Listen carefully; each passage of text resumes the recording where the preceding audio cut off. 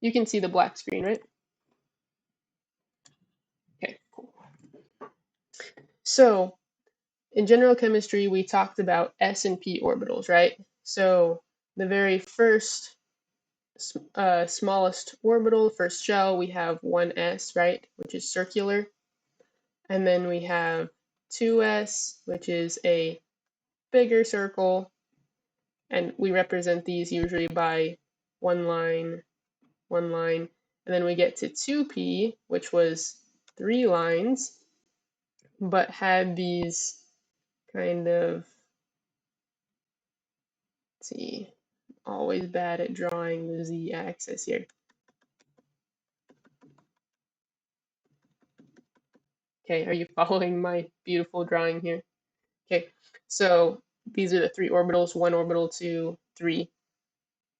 And then, of course, then we go on to 3s, even bigger circle, that's 1 line, 3p, again, bigger. And if we were to, in all reality, these are overlapping each other. So you have your 1s, you have your 2s, and your 3s, your 2p is in here, and then your 3p, and they all get their own space within that, okay? They're not overlapping. They have, it's all in one bubble, but they all have their own little section, you can say. Okay, so that's how we think of orbitals before they do any sort of bonding. And orbitals, if you remember, is where an electron likes to spend the majority of its time.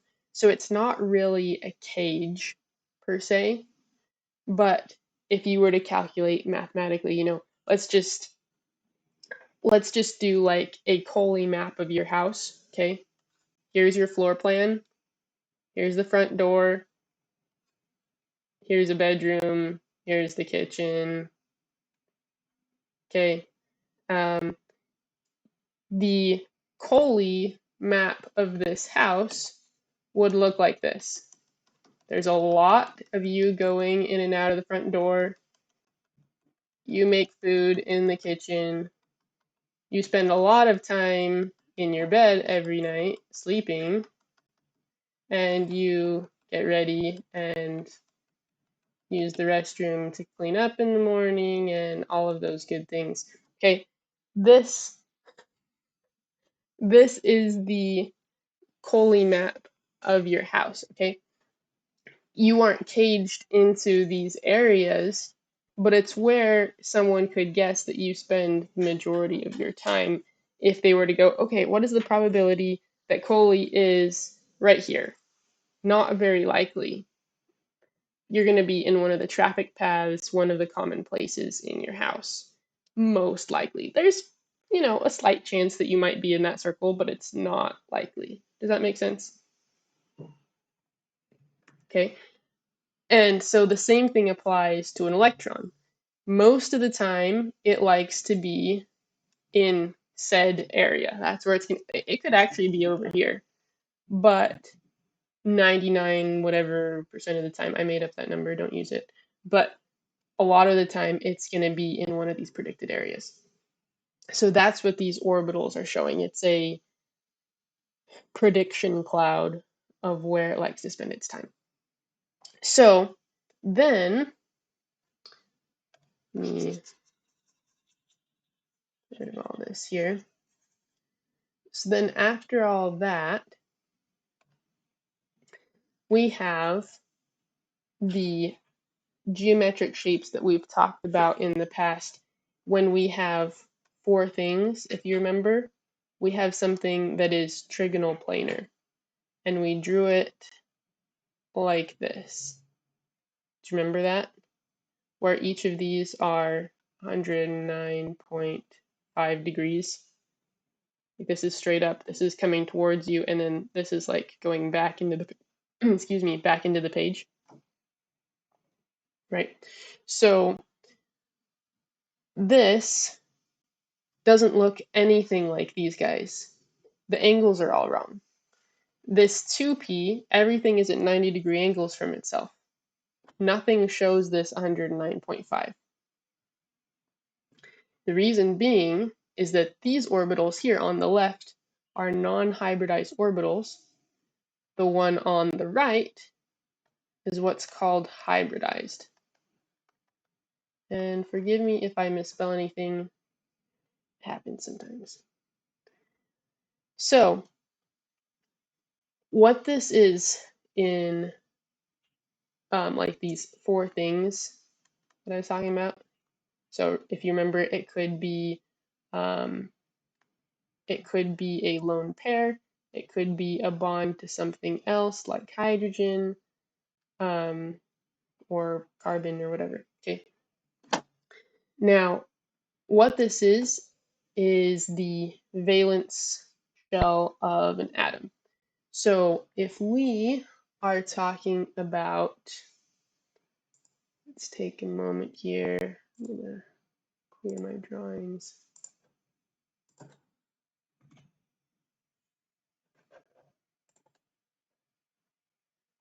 To use this one. Okay. So if you remember what valence, do you remember what the valence is for how you find the valence electrons for each of these? For silicon? So that is the number of electrons, you are correct. It's the number of protons, which, if it's neutral, will be the same as the number of electrons. And right now we are talking about neutral. So yes, silicon would have 14 electrons. However, that includes all of its levels, 1s, 2s, 2p, all the way up. Let's just do a quick review here. This is where we would start with our 1s. That includes helium. I'll bring him over here. Okay, this is 1s. This is going to be our 2s. This here, do you remember what this is?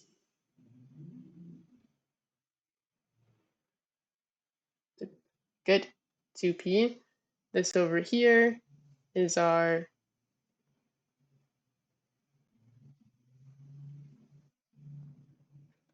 (3s). Yeah,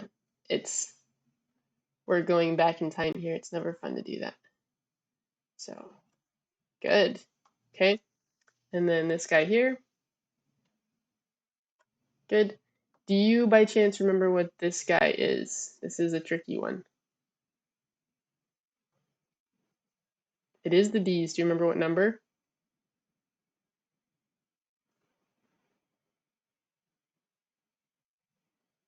Good guess.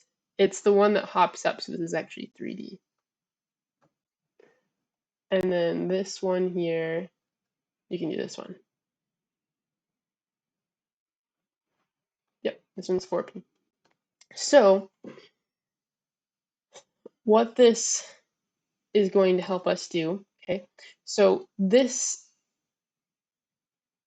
helps us determine the number of valence electrons. So if we have silicon, like we were talking about before, this guy has 2 in 1s, it has 2 in 2s, it has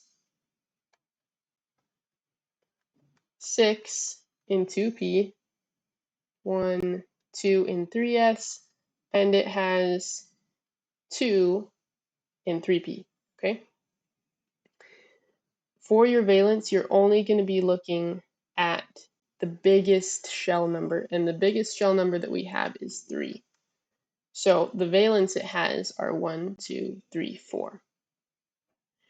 An easier way to do this is to look at the group numbers. This is 1, 2, this is usually 3a, 4a, 5a, 6a, 7a, and 8a. Not on this particular periodic table, which is okay. But you just skip the whole D section. and you go, okay, these ones here will have one valence electron, these will have two, these will have three, four, and so on. Okay, that's how many valence electrons they have, and however far down it is, that's the section that it's in. For these guys, anything, any of these elements from sodium to argon are going to be in the third shell. Okay, so let's pick something else like sulfur here. I'm going to work with sulfur. Sulfur, well, I'm going to make up my mind. I'm going to use carbon because carbon is like the standard, okay, for organic chemistry. So we'll start with it. Carbon has how many valence electrons? That's how many electrons it has when it's neutral. But what was the trick about looking at the group number?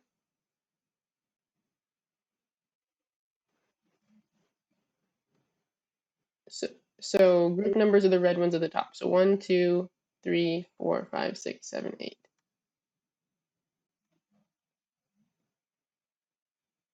Uh, yes, it is. It is in group 14 if you're using the numbers that I have. Do you see the numbers that I wrote over the top? Yeah, it's in group 4. So this is in group 4. So each of these columns, each of these groups will have the number of valence electrons that's over the top. So you ignore the D group for now. It's just 1, 2, 3, 4, 5, 6, 7, 8. That's how many valence electrons they're going to have. So oxygen is going to have how many valence electrons? Nitrogen has, chlorine has. Good. Okay, got it. So carbon is going to have 4 valence. Okay, so now we've got covered how we get our valence electrons. And your valence electrons matter because those are the ones that can bond. Your inner shell is hidden away. If you think of it this way, when I was writing, those all overlapped. So I'm going to clear all of this. Go back here. When I had them all overlapped, we have our...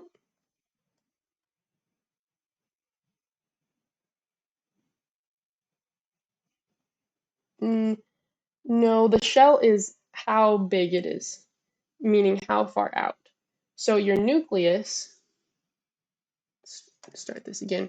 Your nucleus is going to be in the very center of your atom, right? It's going to have your protons and your neutrons inside. The electrons are floating around. So this is our, is this here? So our 1s shell is going to be, our electrons are going to spend time in this circle here, in this sphere. This is our 1s. If this atom interacted with another atom, these are the electrons that are going to be interacting. However, if we increase our atom size and have more electrons, this second shell is going to interact and not this one. It's whatever's on the outside that's going to be interacting with another atom. That's why we always look at the highest number, because the lower numbers are trapped down inside and won't ever see those other atoms to interact with them. Okay? So if we're working with something with a second shell, like carbon, we look back here, the periodic table, it has the 1s, it has the 2s, and it has the 2p's, right? Okay, so we have, let's write those out. We have the 1s, we have the 2s, and we have the 2p's. So which ones can interact with another atom?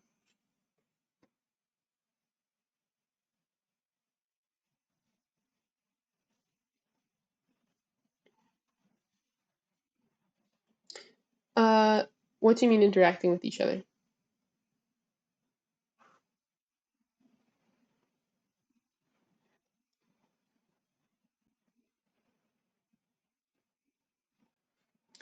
So you look for whichever ones have the highest number because they're going to be in the highest shell. So this 1s is going to be closer to the nucleus, and they won't be able to interact with another atom because it's like, imagine it's,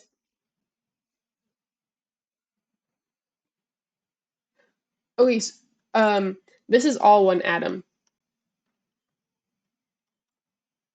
and the blue lines that I'm drawing are the space that electrons live. So just a recap from general chemistry, the things that make up an atom are protons, neutrons, and what else? Electrons, good. Where are protons in an atom? Do you remember? Yep, in the nucleus, this red part here. What about the neutrons? Also in the nucleus. The electrons are, they're in the shells. Right. So it is the electrons that are in the shells that interact with other atoms. So I can draw another atom over here, and here's its nucleus. Okay. These guys are going to be interacting with their most outward electrons. Okay. The inner ones aren't even going to matter for the moment. Okay. So it's like,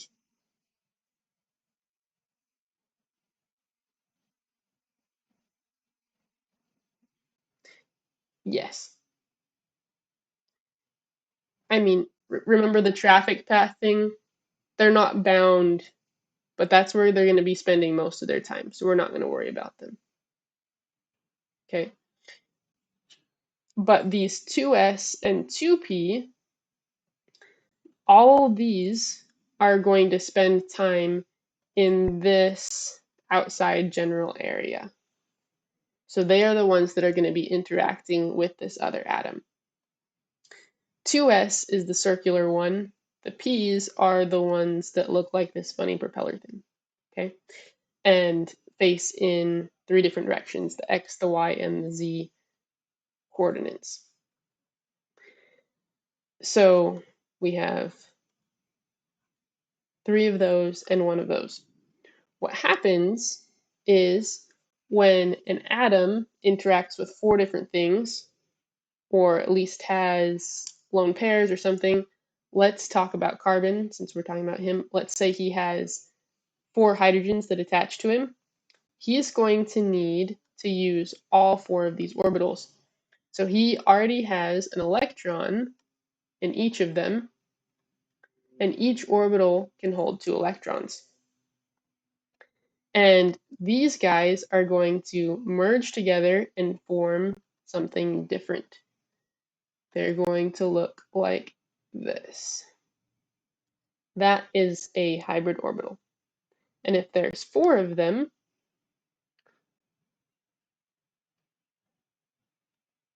they're going to end up looking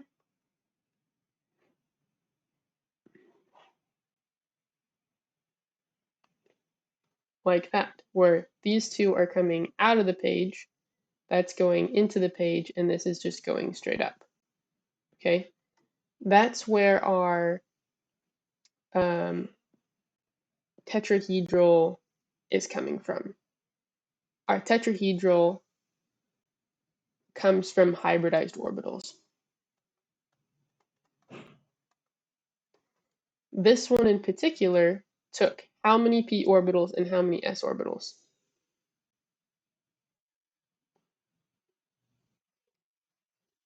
This green one here took how many p orbitals?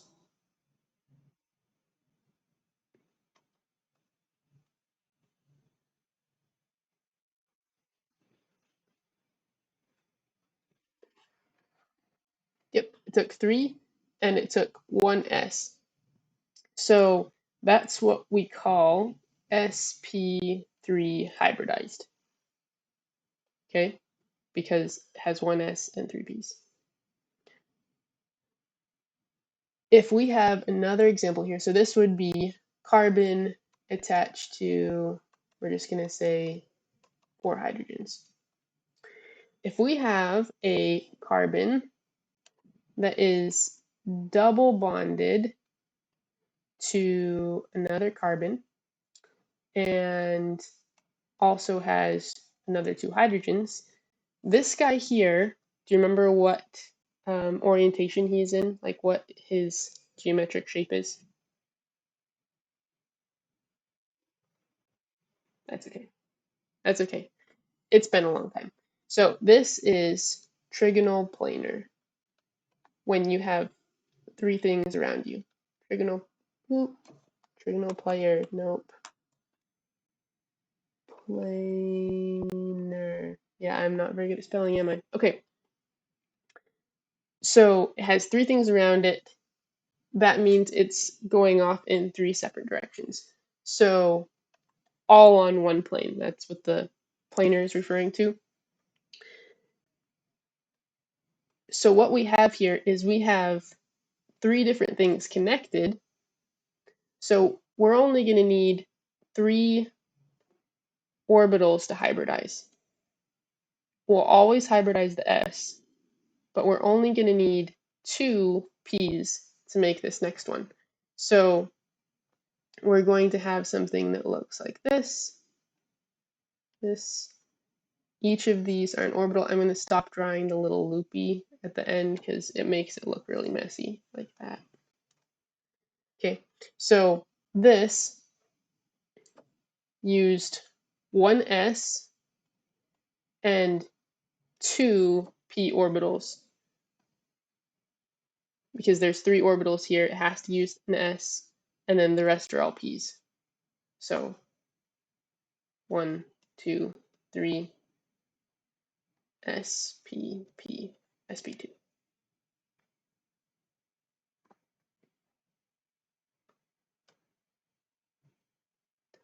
Now the question is, what happens to your third p orbital?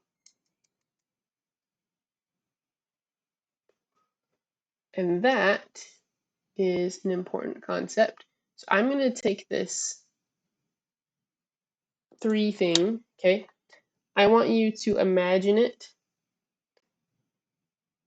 in its planar. So this is laying against the computer screen here, and we're going to tilt it 90 degrees, okay? So I'm going to draw it like this, okay? Where our computer screen is turned flat, okay? And then we have still our p orbital that didn't hybridize. How are you doing so far? Okay, good. So here's our sp2, and here's the p that didn't hybridize. This p is going to be what becomes the rest of our double bond. So these hybridized bonds here, these hybridized orbitals, sorry, make what are called sigma bonds. So let's draw in here. Let me erase our numbers here.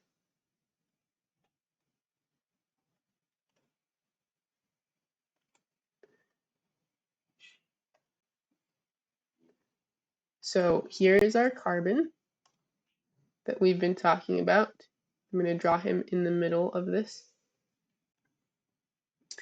And then here, I need to erase another thing here. Here is the other carbon that he was going to bond with. We're talking about this guy right here. We're just going to say that this carbon is also sp2 hybridized for the moment.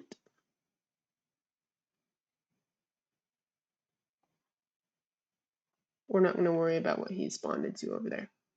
This right here, Coley, is called a sigma bond. This is a Greek letter. It's a circle with a little tail on it called sigma.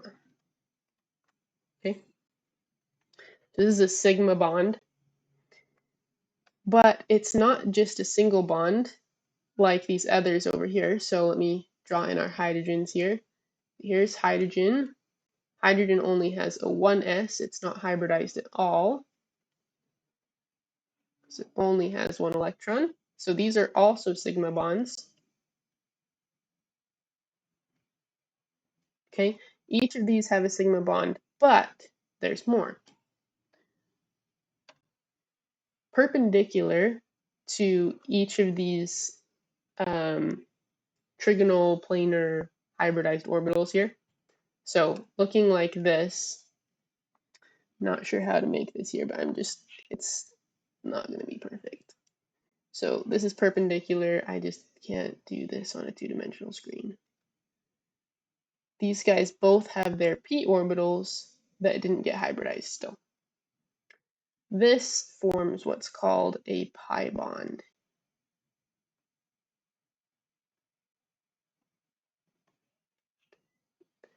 If you have a sigma bond and a pi bond, you have a double bond.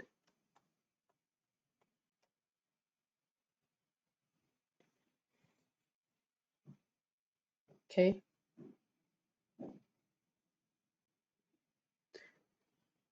Now I'm going to clear some space over here because we have another hybridization to do.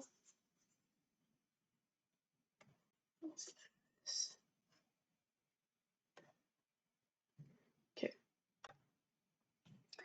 Next, we're going to have a carbon triple bonded to a nitrogen. This carbon has a hydrogen attached to it. Okay. So this carbon here only is bonded to how many different things?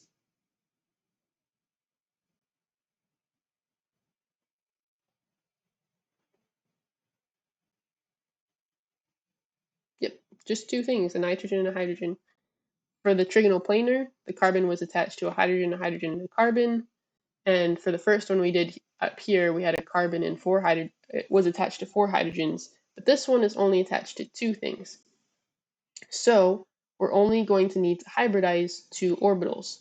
Do you remember which orbital I said you always have to hybridize first? Between the S's and the P's. Yep, it has to be the S and then however many P's afterwards. So we're going to need the S, and then we're only going to need 1 P because we just need for it to connect to 2 things. So this is going to be called SP hybridized. And it's a little bit more boring because it just looks like this. There's one orbital and there's the other one. Okay, this is SP hybridization. And it is called planar because it's, linear. It's called linear because it's just straight across. It's just a line. But how many p orbitals did we not use? We didn't use 2. So this guy here, he is still going to have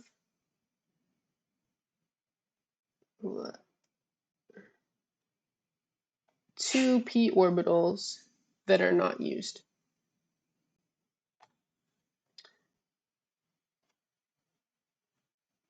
So I'm going to redraw this guy over here. Here's our carbon in the center of all this. He is going to have a hybridized orbital going that way and a hybridized orbital going that way. And then we're going to have nitrogen. Nitrogen has how many different things around it?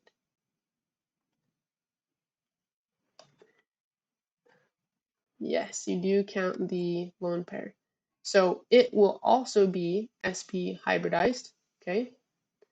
So he's going to have one of his orbitals going towards the carbon, and the other one is going to have his lone pair, okay? And he still has two of his p orbitals, okay? And carbon still has two of his p orbitals. And then we have hydrogen. What orbital does hydrogen have? He just has his 1s, right? So here's the 1s of hydrogen, okay? So we're going to label, we have a sigma bond there and a sigma bond here, okay? Then what we have going on here is we have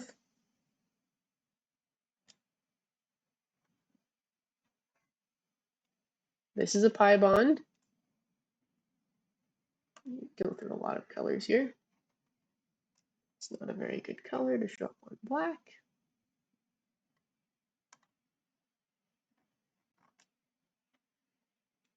And here is another pi bond.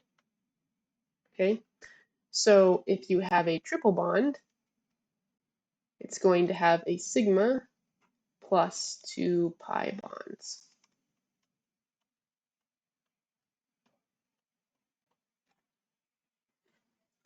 So every time you have a bond, it has one sigma. Has to. Whether it's a single, double, triple, it will have one sigma bond. If it's a double bond, that other line is, so we're looking here, go, okay, there's a sigma, there's a sigma, there's a sigma. Then all other lines are going to be pi.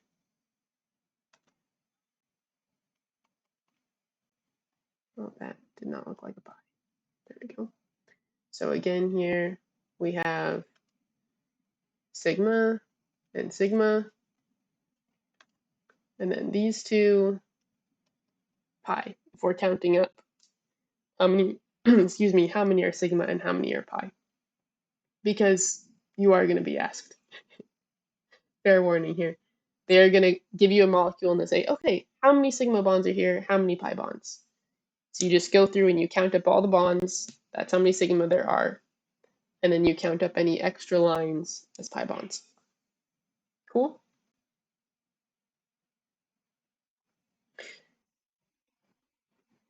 Yep.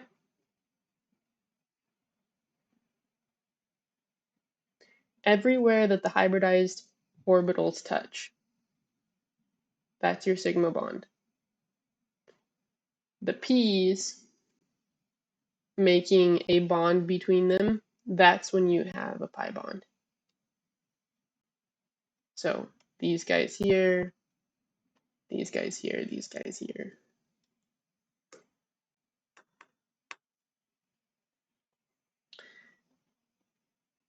Okay, so now, are you ready to look at what your teacher was talking about?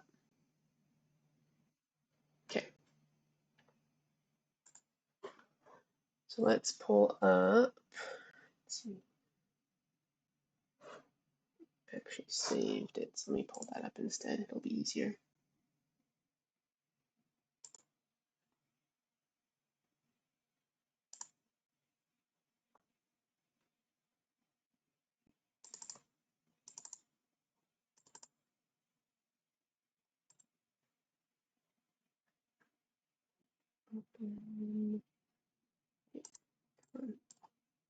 There we go. Open with Word.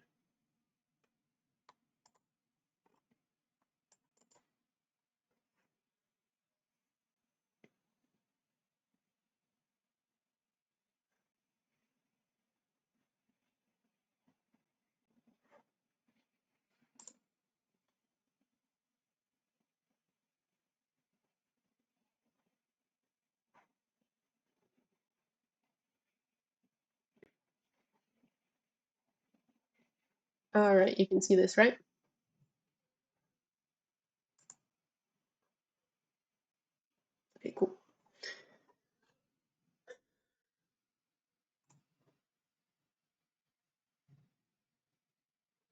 So this first one, draw the atomic electron energy diagram, the arrows on lines for carbon, boron, carbon, nitrogen, and oxygen.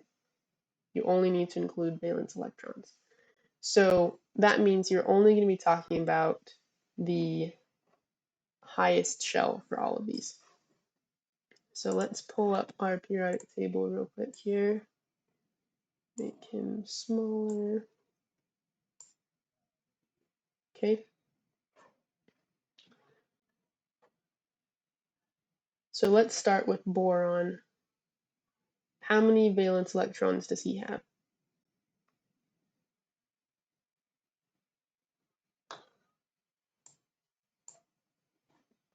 Yes, he has 3.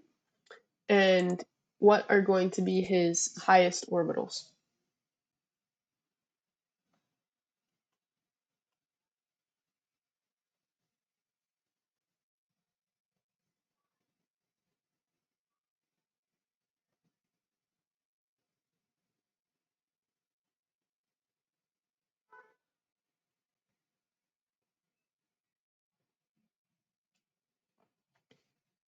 Yep, 2p, and which other one is going to be his highest?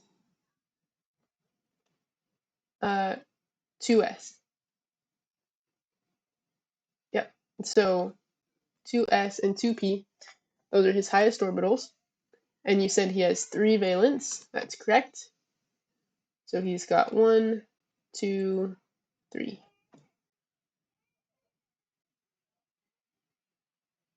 So that's it.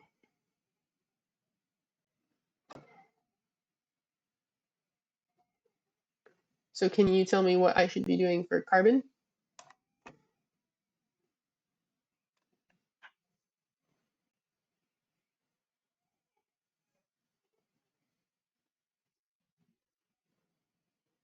Because she told us that we only need to include valence electrons. So I could have put the 1s and filled that in as well, but she told us we didn't have to.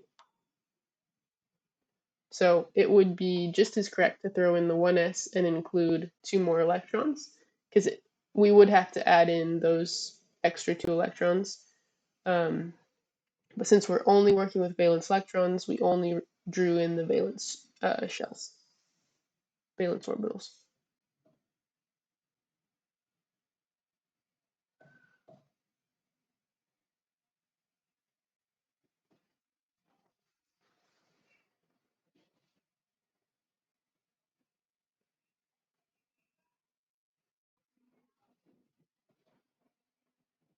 Oh, sorry, you're talking about carbon, yes. It has 2s and 2p. It has 4 valence electrons. And where are we going to fill those in?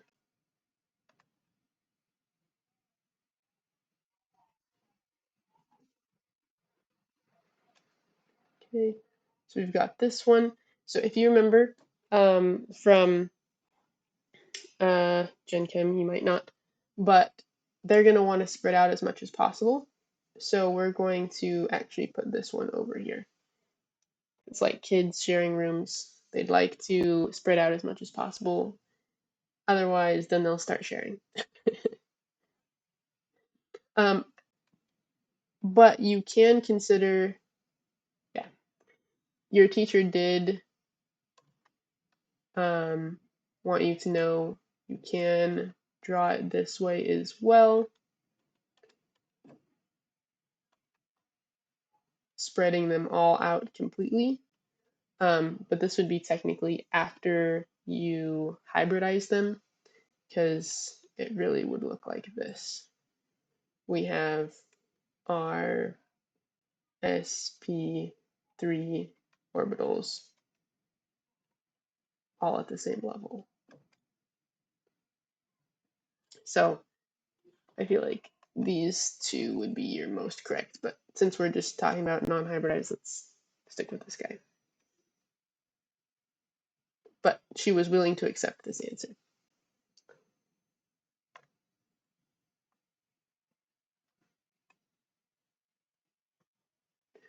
Then we've got nitrogen and oxygen.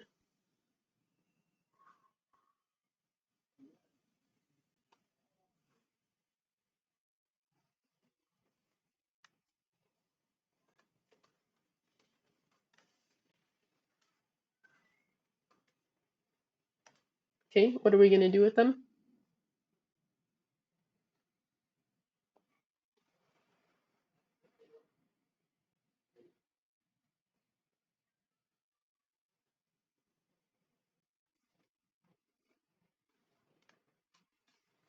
Okay,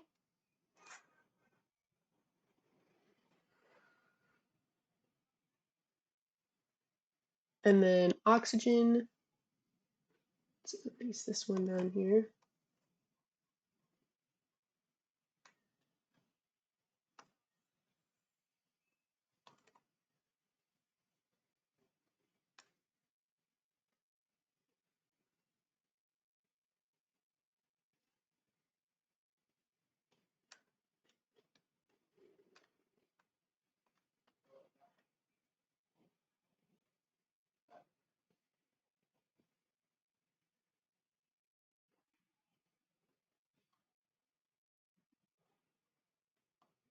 Awesome.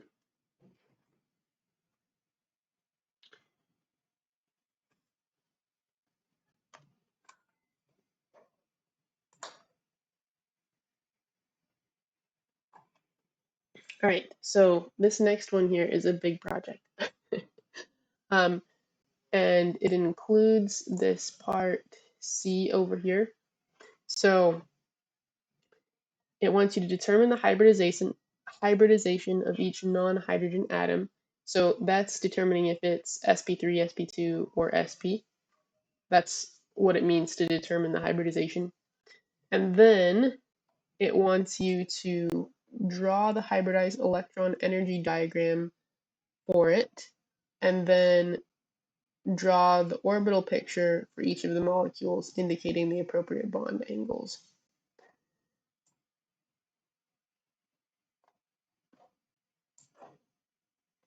So it's a big project for this one.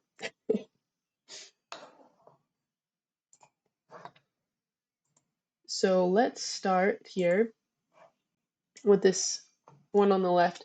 Let me finish the drawing actually because it got messed up. So this is carbon, hydrogen, hydrogen, hydrogen, okay? And then, let's see, this guy has a hydrogen. This one, I don't know why it said, let's see, I'm trying to remember what this one was supposed to be. I think it was double bonded to an oxygen. I'll get back to that one. Okay, starting with this one on the left. So this first carbon here, how many things is it attached to? 4. So would that be sp3, 2, or 1?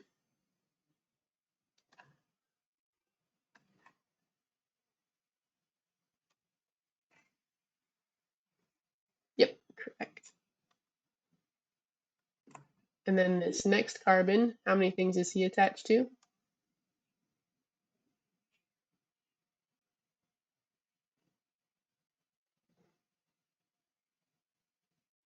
Good. So what's his hybridization? Good. Right, what about this oxygen up here?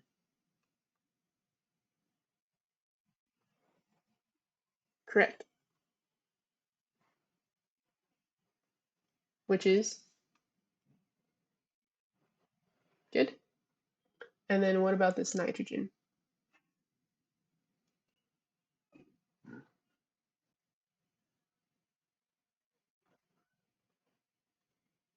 How many things is he connected to?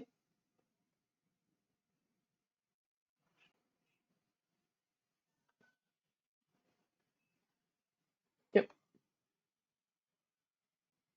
So what's his hybridization? Yeah, sp3. The best way to note if it's sp2 or just sp is if it has a double or triple bond. The best way to look for if it is sp2 or just sp is if it has a double or triple bond, because they're all going to want their octet, and lone pairs of electrons count. So really, what you're looking for is if it has a double or triple bond. Then you're going to start decreasing how many p orbitals got hybridized.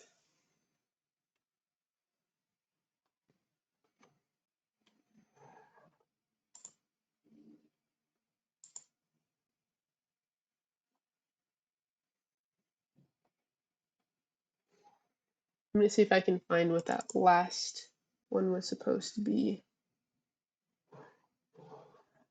Okay. Near you.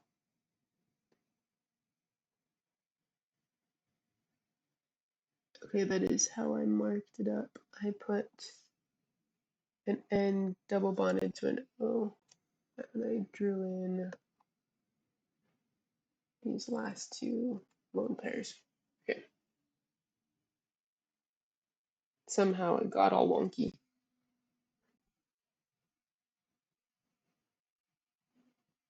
Yes, sp3 is hybridization. Yeah.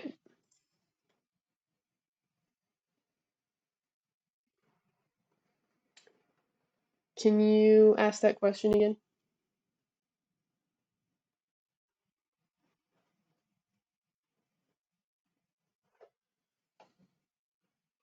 Yeah. No, the whole molecule doesn't have to be one. It's each individual atom. So that's why I'm going through here and labeling each one with arrows. You could similarly number everything and go, this is 1, this is 2, this is 3, this is 4, this is 5, and then go, hey, 1 is this, 2 is that, 3 is that. And likely it'll say, it'll have numbers on the carbons or something and say, hey, what is the hybridization of carbon number 3? Something like that.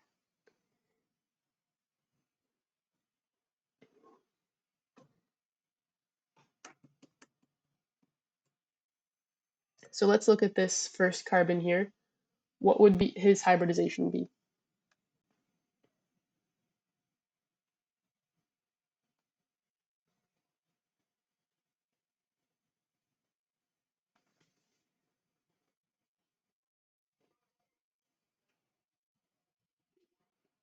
Right.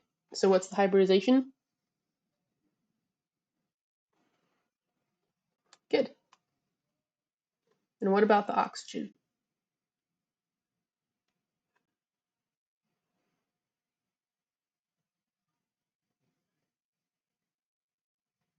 Good.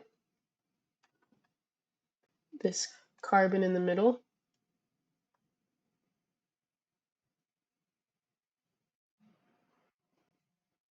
Good. The next carbon? Good. And the nitrogen? Very good. And let's do this last one. We got the first carbon.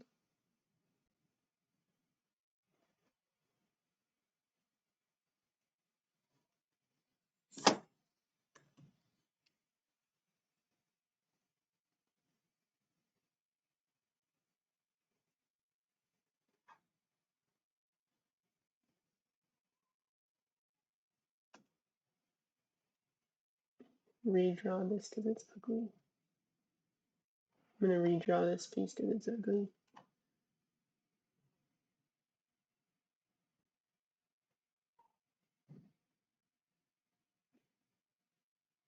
That way you're not confused.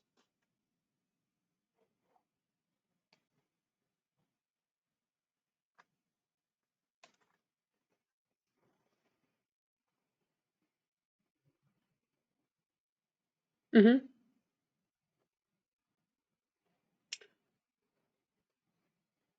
Yes, that is what you said, isn't it? Yep, that is correct. Because if you remember, for a triple bond, it needs 2 pi orbitals, which means both the carbon and the nitrogen need to have 2 non-hybridized p orbitals left over. Does that make sense?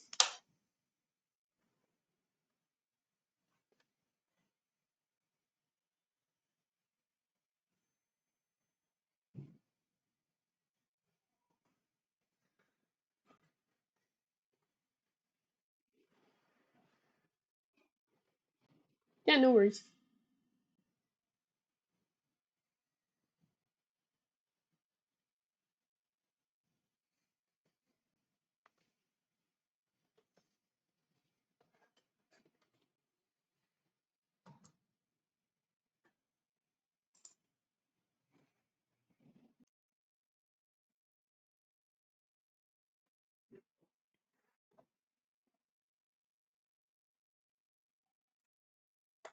I accidentally scrolled.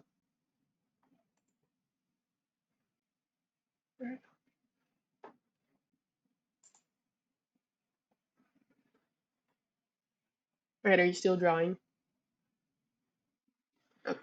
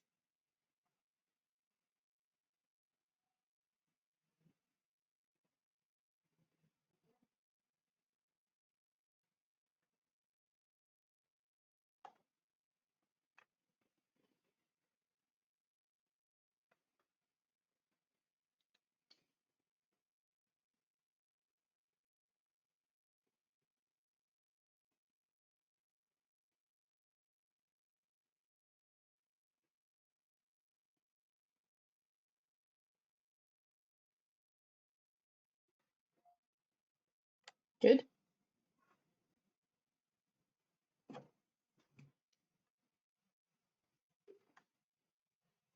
good,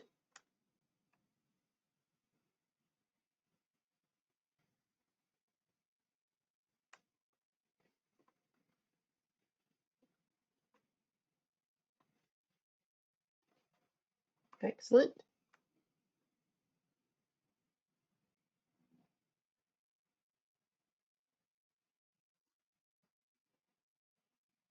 good,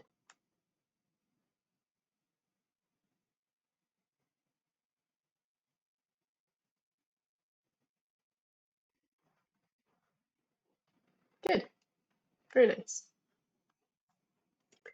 All right, so the next thing it asks is for us to draw hybridized electron energy diagrams for each of these. So let me show you here with this first carbon. So we're going to say, okay, so molecule 1 here. So 1, just gonna have to start labeling these guys. So molecule 1, here's carbon 1, carbon 2. I'm gonna label all of these so we can deal with them better.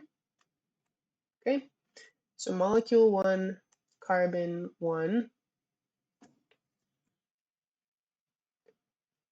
we have sp3 hybridization. So it's going to have 4 orbitals. And carbon has how many valence electrons?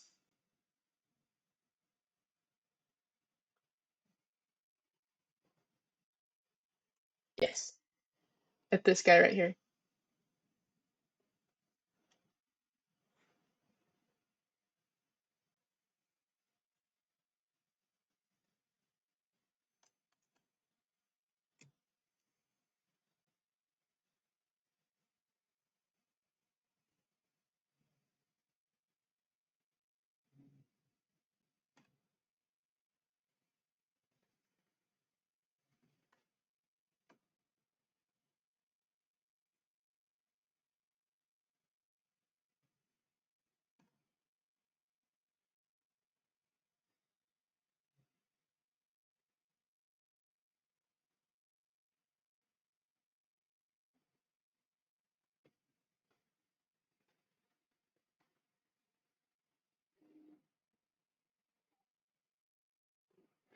So how many valence? Go ahead.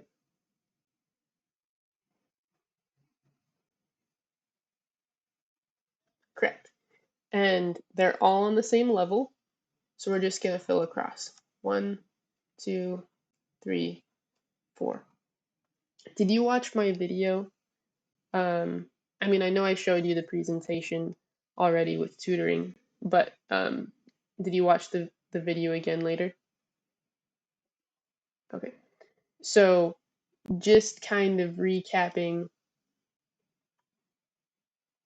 we had the carbon and it had 4 electrons, and then it had 4 spots that were missing.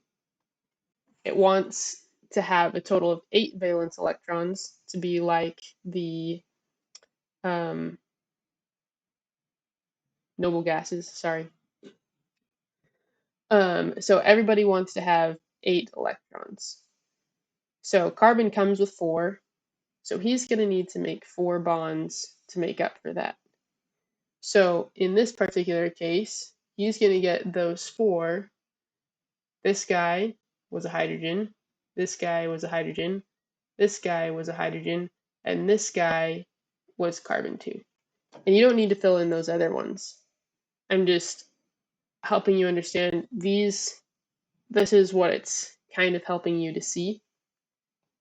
It had 4 and it gained 1 here, 1 here, 1 here, and 1 here. That's where it's getting filled in. Okay?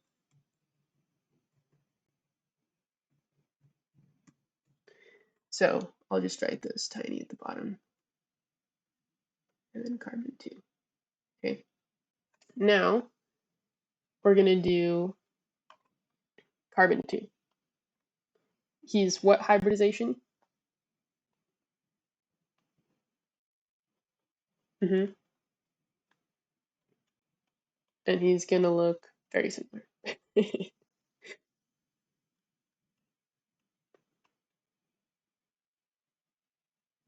He gets his from a carbon 1, hydrogen, nitrogen, and oxygen. Not that that really matters, but that's where he's getting his extra electrons from.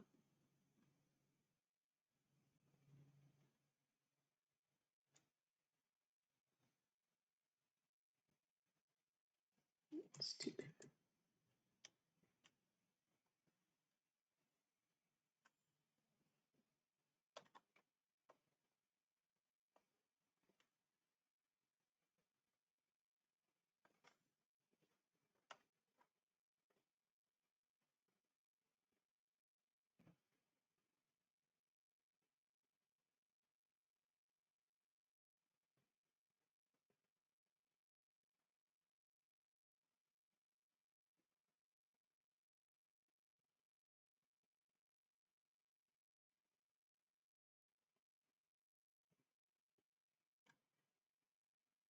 Are you filling in the last 2 on your own? Okay.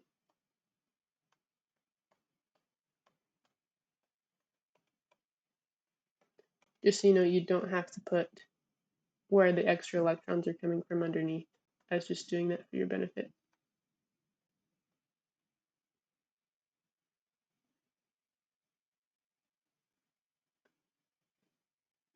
So how are you filling N in? How did you fill in N?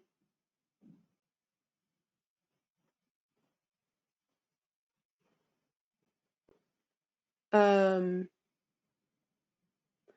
which N are we talking about? Are you talking about this one? Or are you talking about this one over here? Okay, but he was sp3 hybridized, right? Okay, sorry, I just heard sp. Um, how many how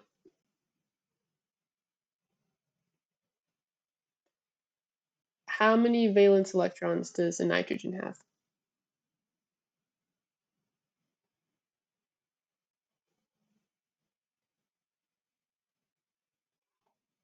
Good. So we're going to fill in the first 4, and then what do we do with the 5th one?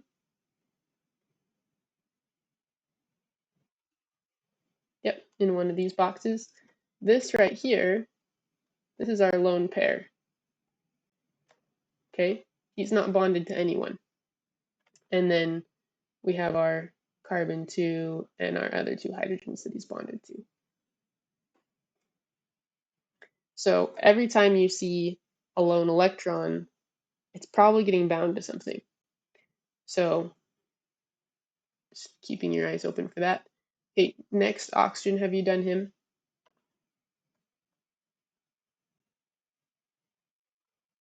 Okay.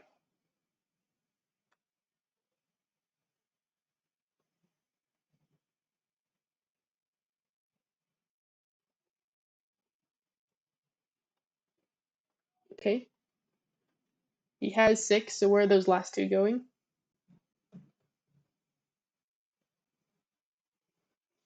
Okay. And those are his 2 lone pairs that you see at the top. And then he's got a hydrogen and he's bound to carbon too. All right, so that was fairly simple just because they were all sp3. You feeling okay with those? Okay, it's going to change up a little bit for molecule 2, as some of these are not sp3. So let's start with the sp2 one. So we've got carbon 1 here, which is sp2, which has 3 spots. And then we also have a p pi orbital. And that one, okay, so we still have 4 electrons, right? So we're going to just fill them in like this.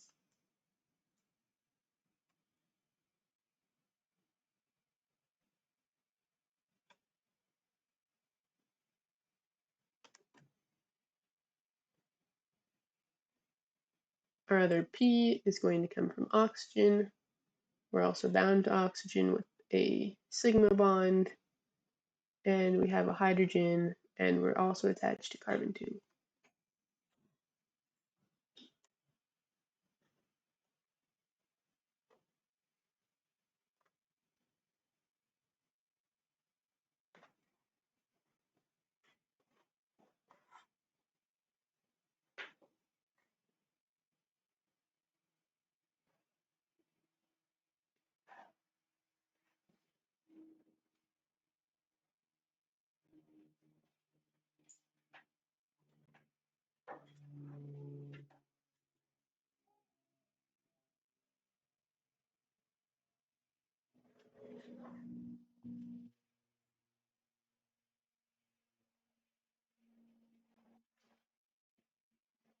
Yes.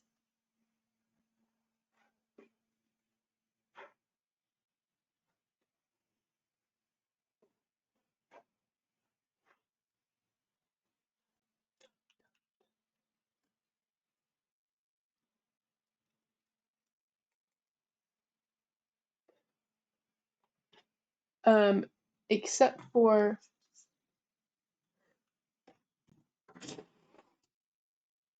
hold on, give me 1 second.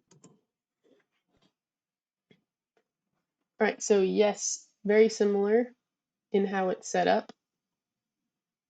sp2, right, it has, oxygen has how many valence? Good. So we're going to keep those in the hybridized orbitals, and the other 2 are going to go over here.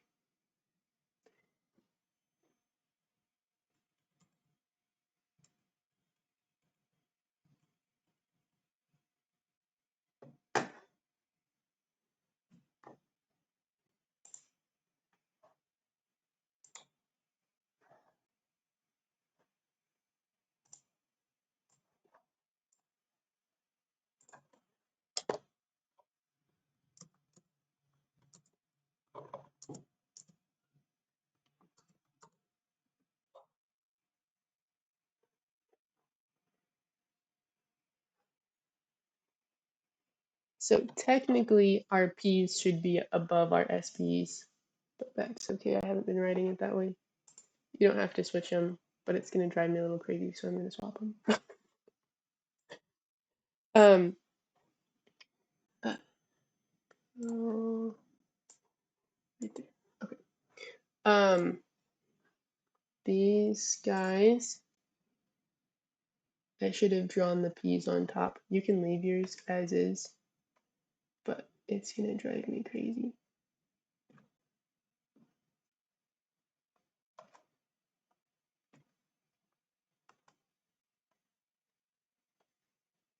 There we go.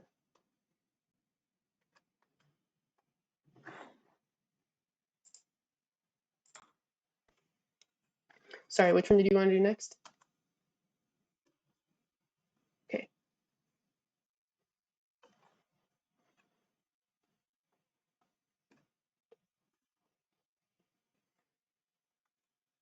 Yes, sp3. 1, 2, 3, 4. Good. And then carbon 3. So what will we do for carbon 3? Okay.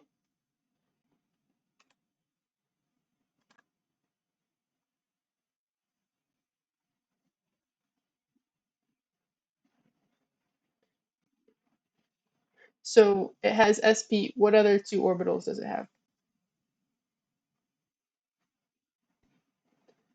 So it will have two other p orbitals. Uh, you can call it pi p if you want, but they're the p orbitals. Where did you say we would put our valence electrons?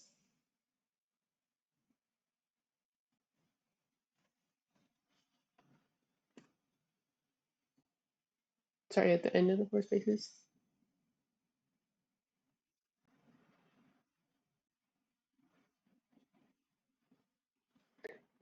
Gotcha. Okay, so going back to this first one, this molecule 2C1, notice I have only 3 spaces for the sp2, and then the p is another space.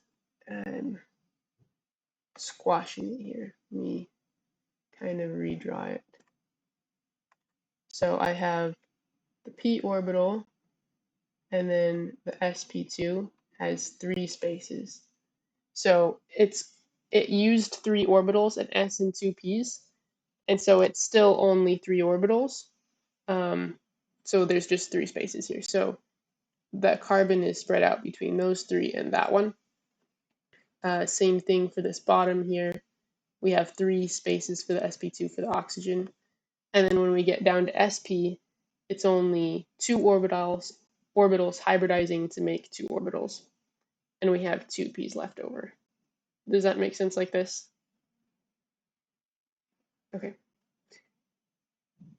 So then we have how many valence for carbon? 4, and we're going to put them where?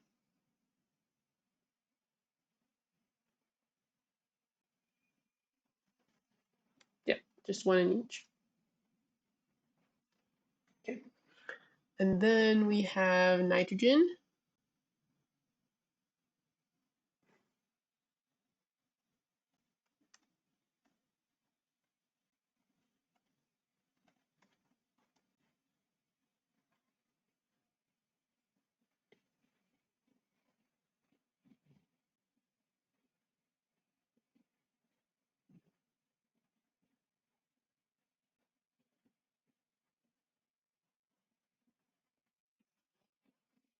Good.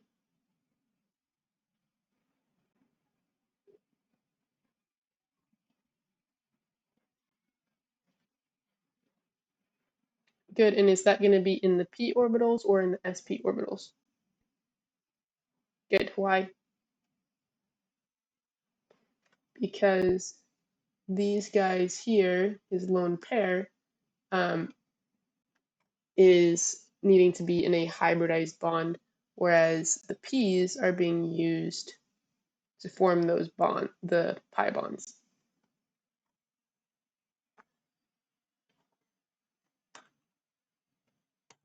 Does that seem like it makes sense? Okay. Can erase molecule 1 here. Make room for molecule 3.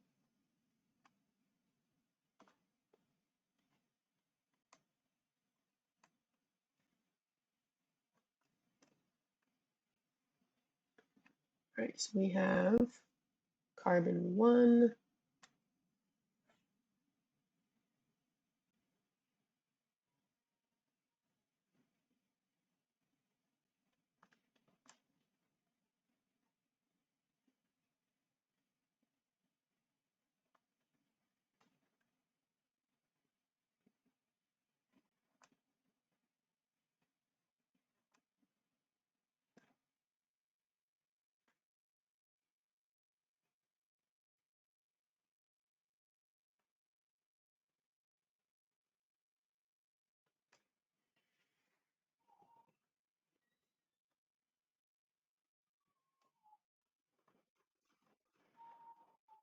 Good. Okay. So how many for sp2? How many lines? Good. 3, 1 for p. They're all filled with 1 each.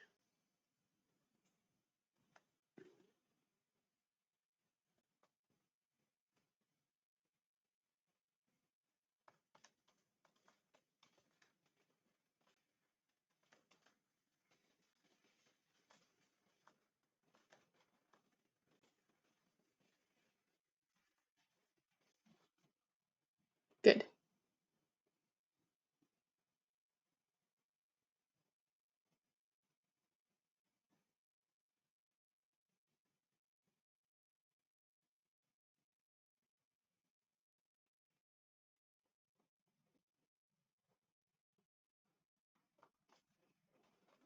Very good.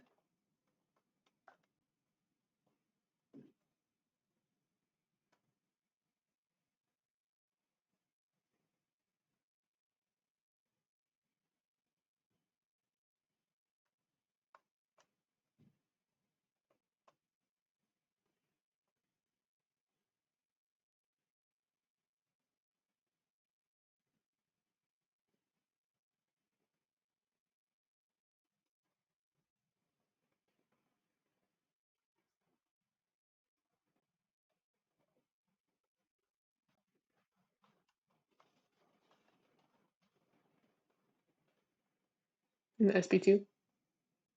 Okay. Good.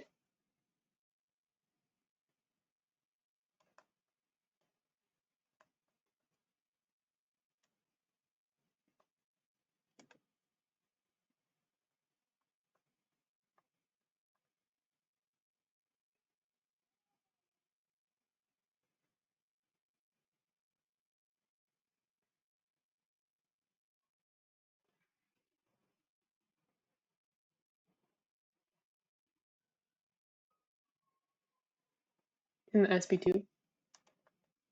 Okay. Awesome. All right. It's a long one, and technically we're not done because we've got part C of this same thing. So it asked for the hybridization of each. That was the sp2 or sp3, and then it wanted you to show the energy diagram, the arrows and lines. That's what we were doing.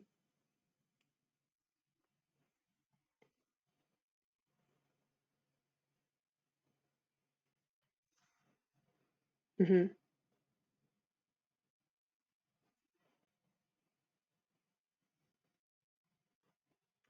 The electron energy diagram, and as she specifies here, the arrows on lines. She specifically wanted the hybridized electron energy diagram. So it wasn't just S's and P's, but how would it look after it was hybridized, which is why it was different than the problem A that we did here, where we did the electron energy diagram, the atomic version, where they weren't hybridized yet. B, we did the hybridized version.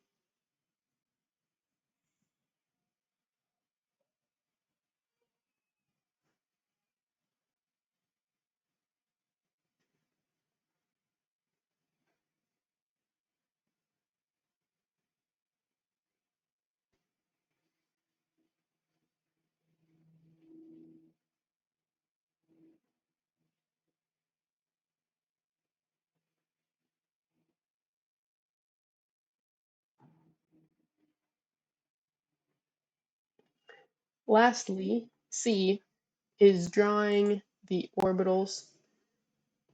It says for each of the molecules above. I think that's a little ridiculous, and apparently she did too, because in her answer guide, she just drew one of each. Okay, so she drew an sp3, she drew an sp2, and she drew an sp, which is a lot easier.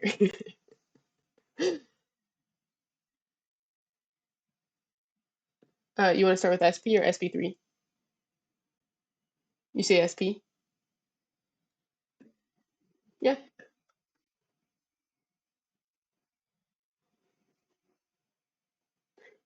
she just drew one of each, sp, sp2, and sp3.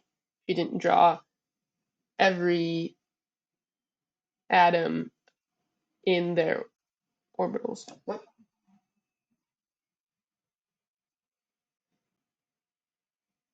I don't think so. Because what she's looking for is bond angles and the orbitals in there. So you say you want to start with sp, okay? So sp, do you remember the geometry of sp? Yeah, yeah. So it's I'm gonna do a loop because technically it's not like the full thing. Like this is one, and then this is another one, and then you can't forget where are your p's. So this is sp,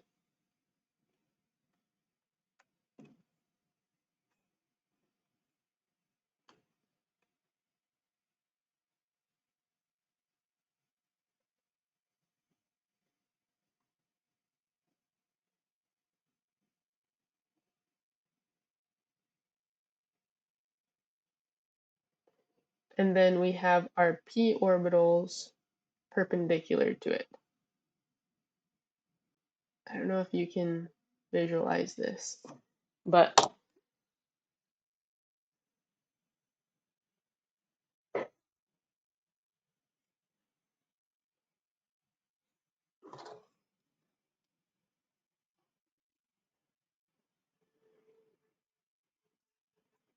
the p.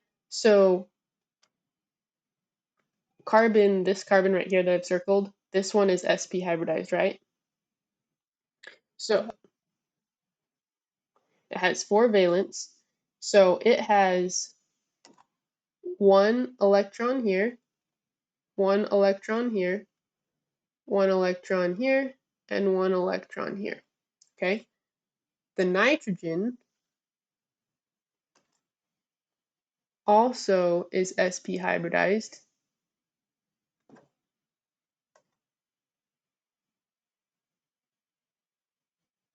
You don't need to draw all of this, but for your sake here. So this, in the middle here, I'm going to draw a C for carbon, and this is N for nitrogen here. That's where its nucleus is, okay? And they're interacting through their electrons here, making a sigma bond in the middle with their SPs. So here's a sigma bond, and then making a pi bond here and a pi bond there, okay? So two pi bonds are happening here.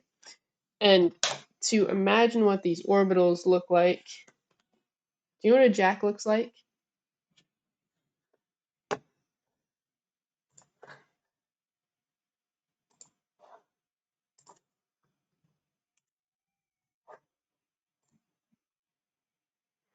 Um, if you have a triple bond, yeah, if you have a triple bond at least. There are different types of linear. Hold on just a second. Oh, why did I type linear? Jack, there we go. Okay, so this is a jack, okay? Imagine these ball things as being the p orbitals, and this as being your sp. So you have, this is the orientation that I'm trying to draw that I have a really hard time drawing in 2D. So then we have another jack right here with the same one thing going that way, one thing going that way, going that way, going that way. These guys are connecting, and these guys are connecting. Oop, that was not right. These guys and these guys. See how this is all one orbital? Okay, so that's making a p orbital, and then this guy connects here, and that guy connects here to make another p orbital. Okay, that's this orientation that this is going in. I'm just struggling to draw this. Drawing 3D and 2D is not the best. Oh, I didn't mean to stop sharing. Let's put that back up. I'm just trying to move this. Okay, so did that answer your question with the orbitals? What was going on? Okay. Okay, so that was our SP.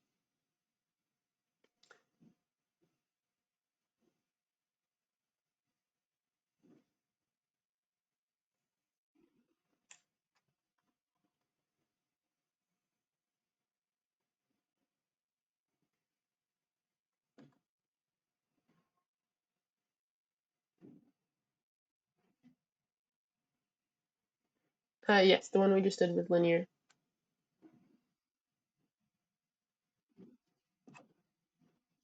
Yes, so we're doing SP2 right now? You said SP3 first. SP2 works.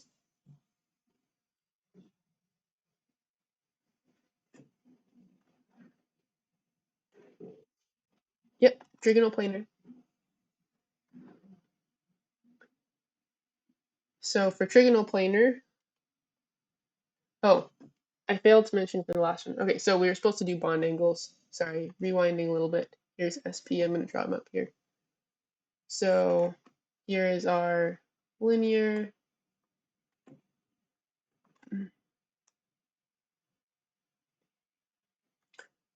Our angle between this guy and this guy is 180 degrees.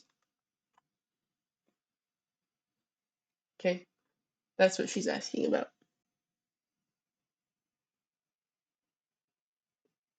For SP2, we have one there, one there, one there, all on the same plane. That's why it's called trigonal planar.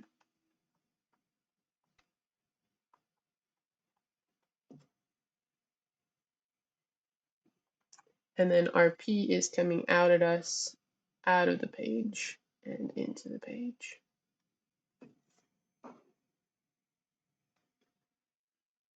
Could also draw this like the,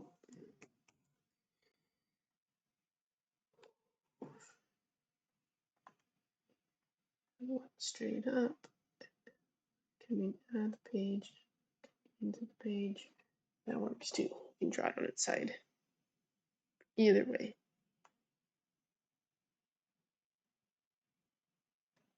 And these guys, do you know the degree between these? Very good.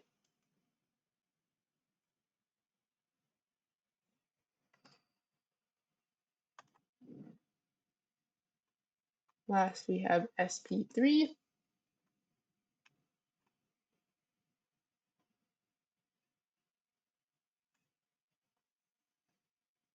It's called tetrahedral.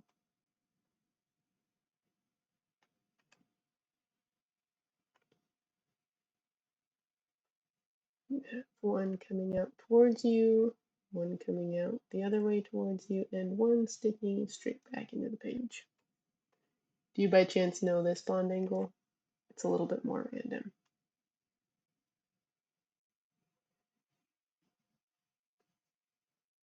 You've got it. Of all the random numbers to know, right?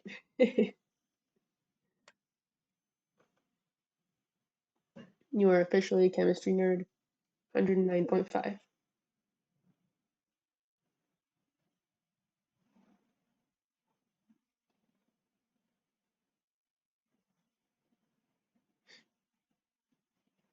It doesn't. So it used up all of its p orbitals to hybridize into 4 hybridized orbitals. So sp3 uses 1 s and 3 p's. Okay, so a total of 4 here. The sp2 uses one S and two P's, that's why it's sp2, and it has one P left. That's why it has the red one. Those red ones are what form pi bonds. So an sp2 would have to be making at least would have to be making a double bond. Has to. Sp up here, he only uses one S and one P, which leaves how many P orbitals? Okay, which means he could either make a triple bond or two doubles.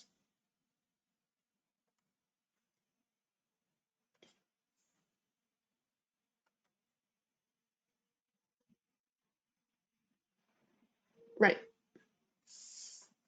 because he's only got one pi bond. One P to make a pi bond.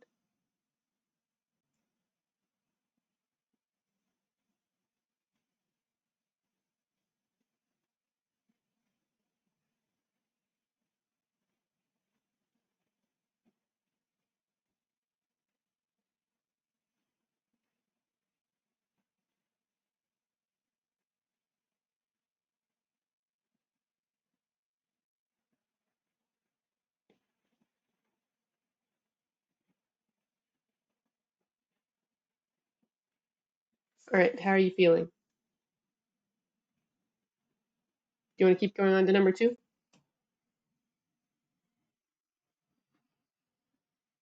Okay, in 12 minutes? Okay, so this next one here, this is going to be on a lot of your quizzes and tests, I'm going to guess. I mean, I don't know your teacher, but this is something that will keep popping up throughout organic chemistry, and that is, what can you draw with this? So let's start with this first one here. We have 3 carbons, 7 hydrogens, and a chloride. Okay. A quick formula for you to know is that if there are no double bonds, no triple bonds, no ring structures, the number of carbons you have times 2 plus 2 equals the number of hydrogens you have. Okay, so for example, if you have C2, so 2 carbons, to fill that in, you're going to need 2 hydrogens for each of them, plus an extra 2 for the ones on the end, right? We could do the same thing with 4 here. Each of these are going to need 1, 2, top and bottom, and then each of the end ones needs an additional hydrogen, right? That makes sense? So that's kind of a general rule. A chlorine, so let's go back to how many valence electrons does chlorine have?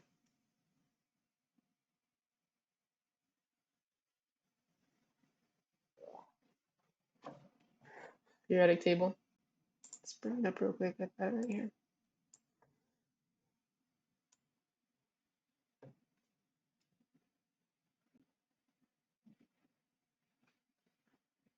Close. Yep. These guys are 8 right here. So it's got 7, so we go around 1, 2, 3, 4, 5, 6, 7.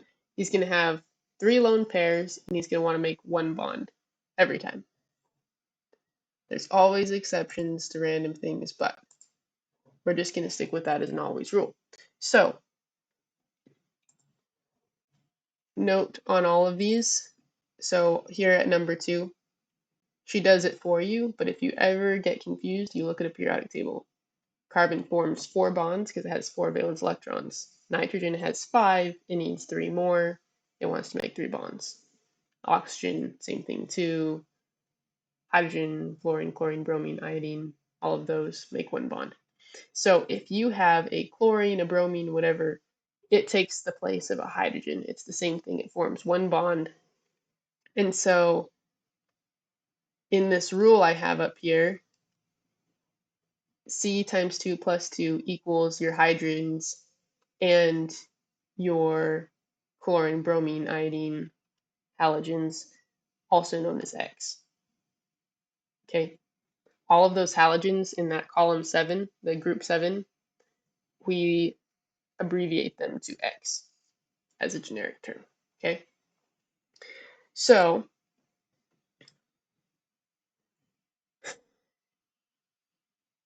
if we want to know if there are any double bonds or triple bonds or rings, what you can do is you look at your carbons and hydrogens and other things in here, and you can actually do an equation and find out. With this guy here, we can see there's 3 carbons. If we multiply that by 2 and add 2, we get 8, right? Okay, and we have here 7 hydrogens and 1 chlorine. So that equates. We're good. What that means is there are no double bonds, no triple bonds, and no rings. So what we can do here is we can draw our carbons all in a row, and we can fill in our hydrogens everywhere except for we'll put our chlorine somewhere. So chlorine can go here, the rest can be hydrogens.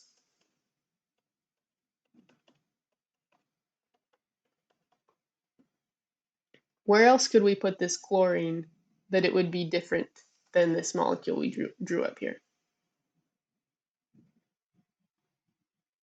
Mm-hmm. So where's another place we could put it? Attach it where?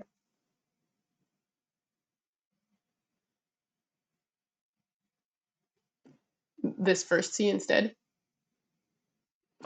Okay, so carbon, carbon, carbon, attached to a chlorine, hydrogens, hydrogens, hydrogens, hydrogens, hydrogens. Okay, now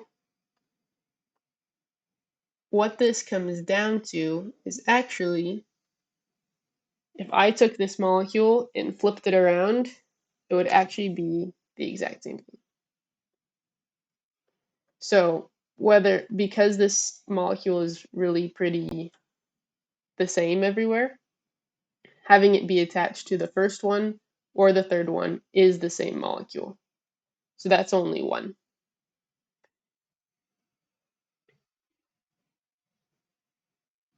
Where else could we attach the chlorine to? Between. You can attach it to a hydrogen. Well, I mean, you could, but then it wouldn't be attached to a carbon because they can both only form one bond each.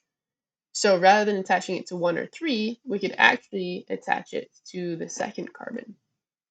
So let's draw these. So attaching it to the second carbon here, fill in the rest with hydrogens.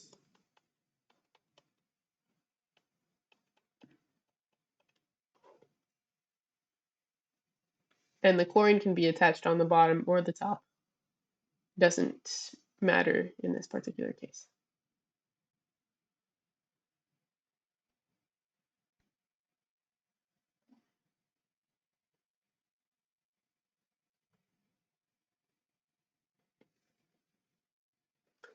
And let's practice drawing these in skeletal form. So this first one here, because there's 3 carbons, we're going to start with carbon 1, up, that's 2, down, that's 3, and then we're going to attach it to a chlorine. So that's what this is. Okay, I can do the same thing here. I can put a chlorine here, up to a carbon, down to a carbon, up to a carbon, but these guys are identical. Okay, then this guy, if I were to draw him, just make 1, 2, 3 carbons and attach the chlorine at the top.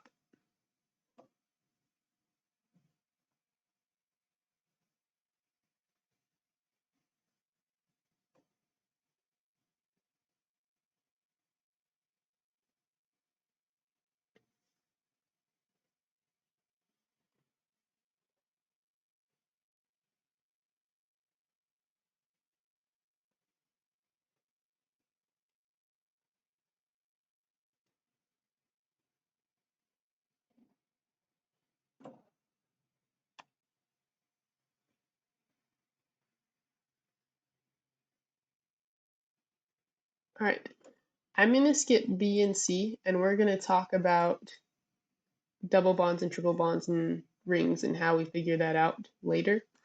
I'm going to move on to D because it follows the rule that I told you before with the C3 times 2 plus 2, H equals 8. Okay, so this guy again is not going to have any double, triple, or rings.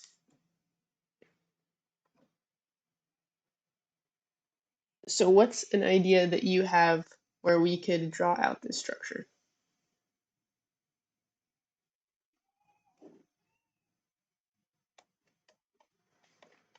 Okay, and then where are we going to put our hydrogens? Okay, 3 on the first one, right? 2 on the next. How many on the third one? Okay, how many hydrogens have we used? Where did we put the last one?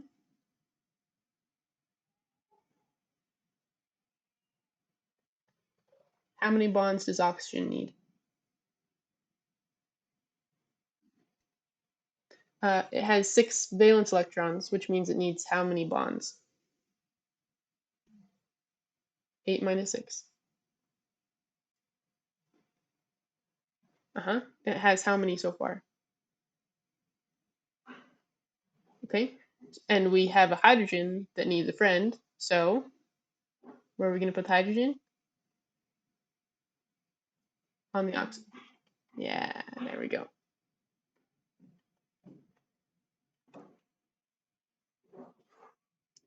So that's one possibility.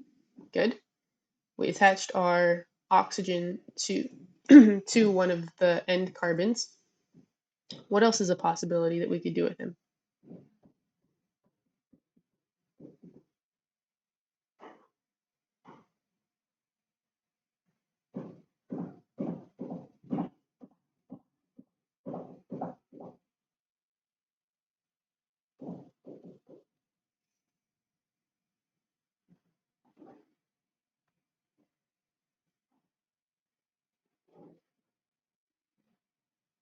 Think of the chlorine example. Where else could we attach the oxygen that it's different? Good. So we've got carbon, carbon, carbon. Throw the oxygen up here. Fill in the hydrogens. Each side carbon will always have 3 if nothing else is attached. The middle carbon will have how many hydrogens? Good. That's how many hydrogens?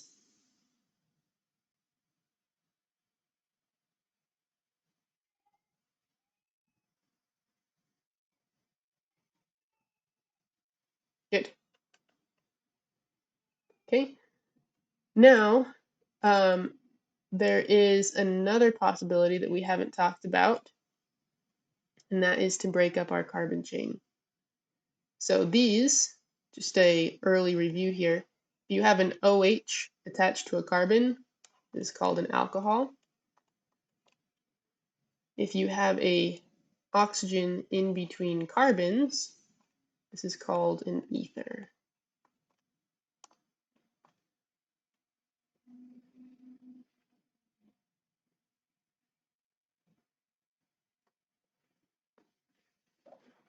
So now where do we fill in our hydrogens?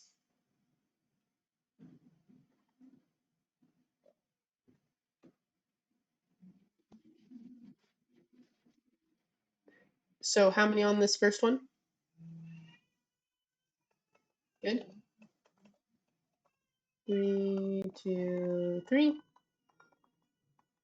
How many hydrogen is that?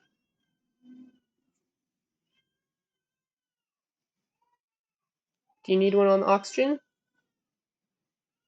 No, because we already have 2 bonds for our oxygen, so he's happy.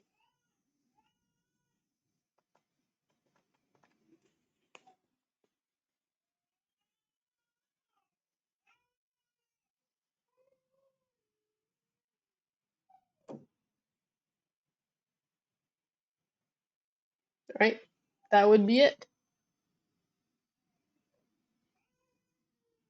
So next time we'll talk about that formula for finding bonds and rings and things. All right, good job, Coley.